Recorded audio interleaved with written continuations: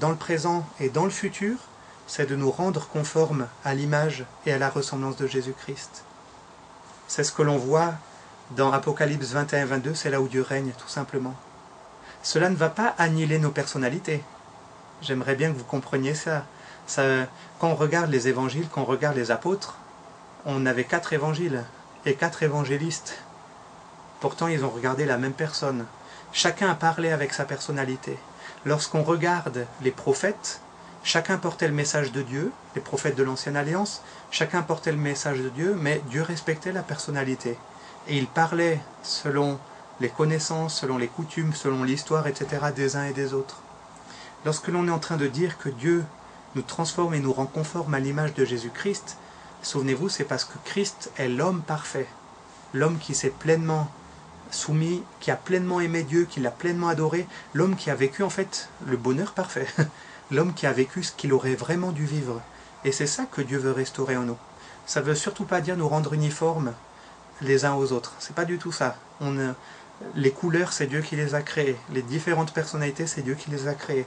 Même si aujourd'hui elles sont altérées par le péché, il reste, quand on regarde la Nouvelle Jérusalem avec toutes les pierres précieuses et tout ce qui est décrit dedans, c'est Dieu qui a créé toute cette beauté, toute cette richesse. Et cette richesse-là, on la porte en nous. C'est lié donc à notre identité, à notre unicité en tant qu'individu. Mais au sein de cette unicité, Dieu désire manifester le caractère, la personne, la personnalité de Jésus-Christ. Le but de Dieu, c'est de nous rendre conformes à l'image de Jésus-Christ, et en nous rendant conformes à l'image de Jésus-Christ, c'est de restaurer son royaume sur terre. Et cela commence par l'action de l'Esprit Saint en nous. Ça, c'est très important. Le royaume de Dieu commence par l'action de l'Esprit en nous. Ce n'est pas quelque chose d'extérieur qui va s'imposer. Ce n'est pas, par exemple, imposer certains principes économiques à notre société. Même si, après, moi je crois que les chrétiens peuvent mettre en place certaines stratégies qui vont démontrer le royaume.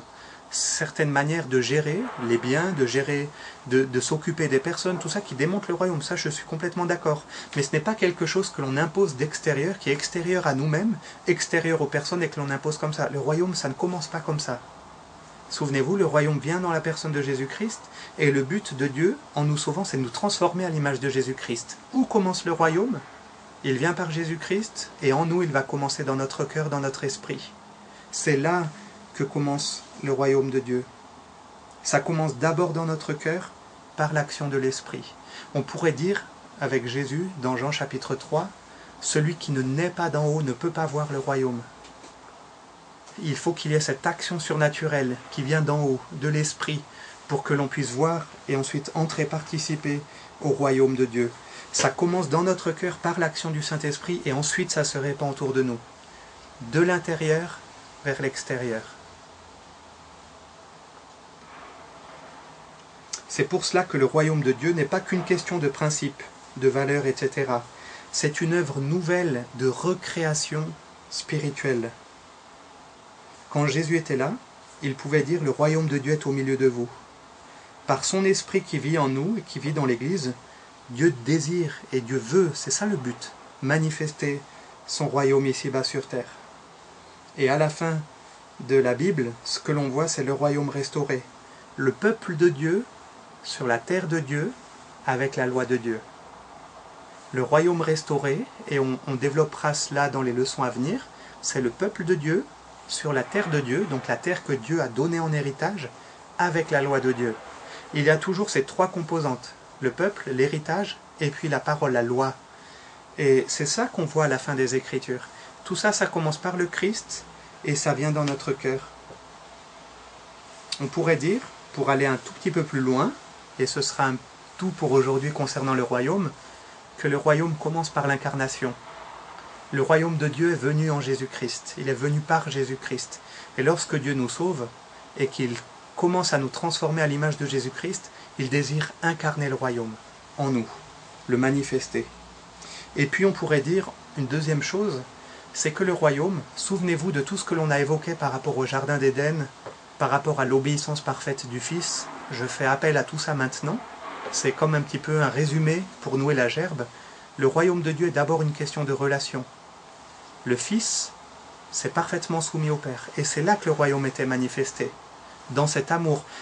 Vous comprenez bien que quand je parle de soumission, il n'y a pas les connotations péjoratives que l'on peut avoir aujourd'hui avec notre conception qui est faussée de la soumission, qui sous-entend quelque chose d'abusif, de rapport forcé, etc. Quand je parle de la soumission du Fils par rapport au Père, il n'y a rien de tout ça. C'est une soumission qui se fait dans l'amour. Le Père aime le Fils aime le Père. Et en fait, c'est un rapport qui est mutuel, d'harmonie, d'amour, d'unité, de paix, de joie, de plénitude. C'est dans ce sens-là que je parle de soumission. Donc, essayez de vous rappeler de tout ce que je viens de parler, du royaume qui vient par le Fils, tout ce qui est restauré par rapport au Jardin d'Éden, où les relations sont coupées entre l'homme et Dieu, et ainsi de suite. Donc le royaume, c'est aussi, et c'est d'abord une question de relation restaurée. Incarnation, et puis relation. Le Christ est central, le Christ amène le royaume, et puis on va terminer rapidement, bientôt, avec ce troisième point fondamental qui est la foi. De l'importance du Christ, du royaume et de la foi. Ce qui fait le lien entre le Christ et nous, entre le Christ, le royaume et nous, c'est la foi. Ce qui rend possible l'appropriation, ce qui rend possible que le salut que le Christ amène soit appliqué à nos vies, c'est la foi en Jésus-Christ. Cette dynamique du salut, du royaume et de la vie spirituelle n'est possible que par notre union avec Christ. Si on n'est pas uni à Jésus-Christ, on ne peut pas profiter des bienfaits qui nous sont donnés par lui. C'est lorsque l'on est en Christ, c'est cette expression qui va revenir souvent chez Paul, c'est en Christ. C'est lorsque l'on est en Christ que l'on est une nouvelle création, que l'on participe à cette nouvelle création, que l'on participe à ce royaume, que l'Esprit est déversé et qu'il nous transforme à son image. C'est lorsque l'on est uni à Jésus-Christ que nous possédons le salut, que nous entrons dans le royaume et que le royaume entre en nous. Et cela se produit uniquement par la foi lorsque l'on a confiance en Dieu. C'est la foi qui rend applicable ce que le Christ a accompli pour nous. Et j'aimerais rappeler que même quand il est question de foi, c'est lié à la grâce de Dieu. Paul disait, le fait que vous soyez sauvés, c'est par grâce, au moyen de la foi. C'est par la grâce que l'on est sauvé, c'est pas par la foi. Hein. Le salut, c'est par la grâce. Mais le moyen de se l'approprier, c'est la foi. Et même ça, Paul dit, ça vient pas de vous, ça vient de Dieu. L'auteur de la lettre aux Hébreux dit que le Christ est le chef. Il est l'auteur et le consommateur de notre foi. C'est lui, en fait, qui l'a commencé et qui va la consommer, ça veut dire qu'il va l'amener à sa perfection. Jusqu'à la fin, c'est le Christ qui en est à l'origine. Donc même lorsqu'il est question de foi, c'est toujours amené à Jésus-Christ. Bien sûr, Christ en tant qu'objet de notre foi, nous plaçons notre foi en lui, nous sommes unis à lui, mais aussi Christ comme étant auteur de notre foi. Donc notre foi, là aussi, elle est christocentrique. Le Christ, le royaume et la foi. Et la boucle est en quelque sorte bouclée. Je reviens au jardin. Tout à l'heure, je vous ai souvent parlé du jardin dans le Christ, dans le royaume. Et pour la foi, c'est parce que ce qui s'est passé dans le jardin, en fait, c'est à l'origine de tout ce que l'on vit maintenant, et c'est à l'origine de tout ce que le Christ ensuite a dû accomplir. On s'aperçoit que la foi a été en jeu dès le moment de la tentation. Lorsque le diable questionne Ève et Adam, et qu'il essaie d'instiller le doute sur la parole de Dieu, est-ce que Dieu a vraiment dit? Le diable est en train d'éprouver la foi. La foi d'Adam et Ève, est-ce qu'ils vont faire confiance à Dieu ou faire confiance au diable? C'est ça qui est en train d'être éprouvé par la question du diable. Est-ce que Dieu a vraiment dit que la foi dans le jardin d'Éden a été mise à l'épreuve? Et malheureusement, c'est là que l'homme a chuté. On pourrait dire que le péché, avant même qu'il entre, lorsque la femme et l'homme ont mangé du fruit, en fait la porte était ouverte dès qu'ils ont accepté de prêter l'oreille et de commencer à douter de ce que Dieu avait dit. C'est là que l'homme a déjà pris le mauvais chemin. Et ensuite, manger le fruit, c'était la conséquence logique, la conséquence inévitable de ce doute. Et en fait plutôt de cette incrédulité qui a été provoquée par le doute. Donc vous voyez l'enchaînement, le doute, l'incrédulité et ensuite l'action concrète de désobéissance et de rébellion contre Dieu. La foi n'est jamais séparée de la parole de Dieu. Est-ce que Dieu a vraiment dit? Là, il est question de la parole de Dieu. La foi n'est jamais séparée de la parole de Dieu. Quand nous parlons de la foi, nous ne parlons pas d'un sentiment qui est vague. Je crois que, je sens que, mes frissons me disent que. C'est pas ça. On parle de la confiance dans la parole de Dieu. La chute de l'homme a été provoquée lorsqu'Adam et Ève ont décidé de prêter foi à ce que disait le diable. L'incrédulité que le diable a cherché à donner, à distiller dans le cœur et dans les pensées de l'homme était concernant le caractère même de Dieu. Concernant sa parole, est-ce que Dieu a vraiment dit, mais aussi concernant le caractère de Dieu. Est-ce que Dieu finalement est vraiment bon? Ce que le diable essayait de dire en disant « mais si vous en mangez, vous serez comme des dieux », c'est que il essayait en fait de faire douter l'homme de la bonté réelle de Dieu. Dieu n'est pas si bon que ça. Car s'il était si bon, il t'aurait donné une meilleure place. Ou alors, Dieu sait que si tu manges ça, tu seras comme lui. Et c'est surtout ce que Dieu ne veut pas. Donc le diable, il attaque sur la parole de Dieu et sur le caractère de Dieu. Il attaque la foi sur ces deux aspects-là. Si l'incrédulité est une des causes et des conséquences de la chute, la foi en Jésus-Christ, la parole de Dieu incarnée, est le moyen de saisir la grâce. Tous les hommes de Dieu, dans l'Ancien Testament, tous ceux qui sont mentionnés dans Hébreux chapitre 11, ont obéi sur une parole que Dieu avait donnée. La foi n'est jamais séparée de la parole de Dieu. La foi n'est jamais séparée de ce que Dieu est. C'est toujours ensemble. Et l'incrédulité a provoqué le péché. Mais la foi en Jésus-Christ nous permet de saisir la grâce que Dieu nous donne par Jésus et en Jésus. Et c'est ce que l'on voit aussi depuis la Genèse jusqu'à l'Apocalypse. La promesse que Dieu fait à la postérité de la femme, qu'elle soit dans le jardin ou ailleurs, à Abraham, David, etc., à chaque fois que Dieu a fait une promesse, cela a impliqué la foi. La foi et l'obéissance, car les deux vont toujours ensemble. La foi et l'obéissance, ça va ensemble. La foi et la parole de Dieu, ça va ensemble. Chaque fois que Dieu a fait une promesse, que Dieu a donné une parole par les prophètes dans l'Ancien Testament, tout cela, ça a toujours impliqué l'obéissance et la foi.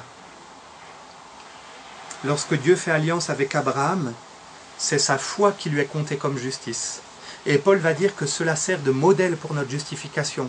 Lorsque l'on croit en Jésus-Christ, qu'il est mort et qu'il est ressuscité, qu'il est mort à notre place, etc., alors sa vie éternelle nous est donnée et le poids de nos péchés lui est compté à lui.